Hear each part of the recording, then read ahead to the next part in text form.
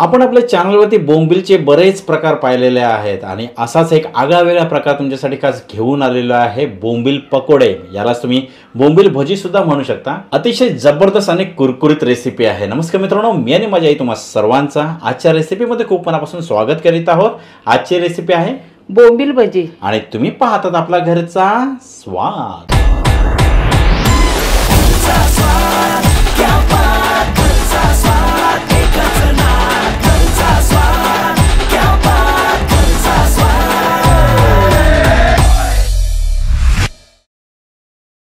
मित्रांनो, तुम्हाला सर्व साहित्यांचे प्रमाण आपल्या डिस्क्रिप्शन बॉक्समध्ये पाहायला मिळेल। आता पटकन आपण कृतीला सुरुवात करूया।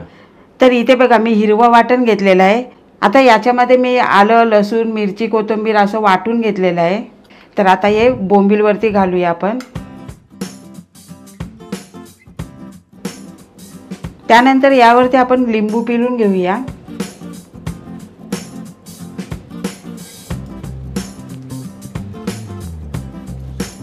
आता जाईल हळद, त्यानंतर घरगुती मसाला, धना पावडर आणि हे चवीनुसार मीठ। आता हे सर्व मसाले आपण बोंबिलला चांगले लावून घेऊया।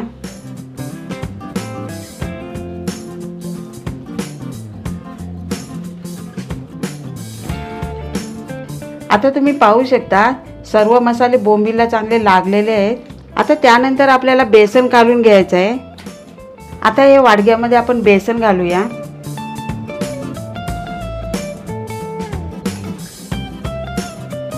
त्यानंतर यामध्ये कॉर्नफ्लॉवर घालूया। कॉर्नफ्लॉवर घातल्याने बोंबील आहेत ना एकदम कुरकुरीत होतात। त्यानंतर थोडीशी हळद घालूया,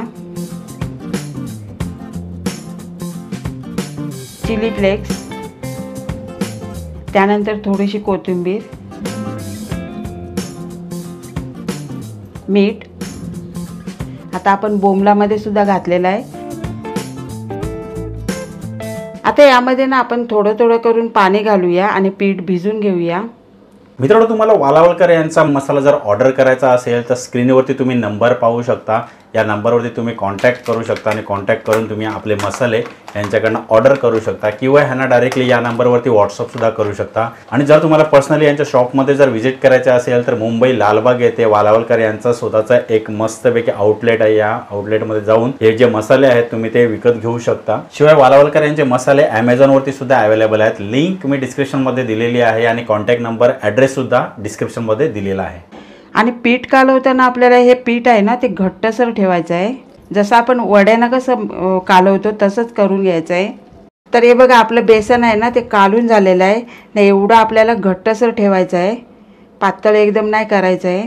तर आता आपण हे बोंबील आहेत ना ते बेसनामध्ये कालून तळून घेऊया। तर इथे बघा मी कढईमध्ये तेल तापून घेतलेलं आहे।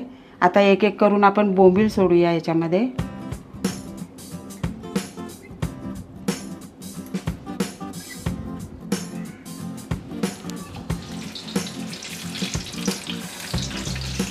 आता आपण हे बोंबील आहेत ना ते पलटून घेऊया। वाह, एक नंबर। बोंबील भजी कमी आणि पालक भजी जास्त वाटते ना? हो।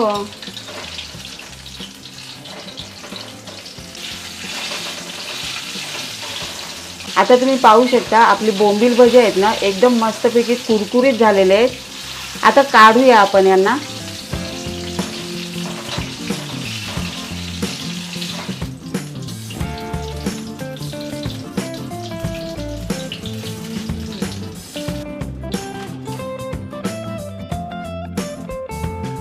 ही बघा आपली कुरकुरीत बोंबील भजी तयार झालेली आहेत।